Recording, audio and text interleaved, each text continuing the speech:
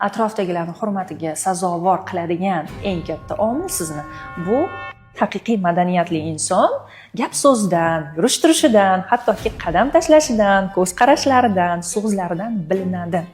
Notiqlik degani, nutq ilmi degani faqat so'zdan iborat emas-ku.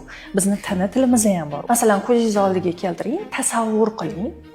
Siz judayam bir aristokrat inson bilan suhbat qurib o'tiribsiz. O'zingizni qanaqa tutasiz? Hayajonlanaman. Hayajonlanasiz. O'ta yaxshi tarafimni ko'rsatishga harakat qilaman. Aha. Chiroyli gapirishga harakat qilaman. Chiroyli gapirishga Va harakat. o'zimni chiroyli tutishga harakat qilaman. Chunki unda xuddi shu narsalarni ko'rdingiz va siz ham unga moslashishga harakat qilasiz. Katta ehtimol bilan siz unga havas qilasiz. Siz ham shunaqa bo'lishingiz kerak.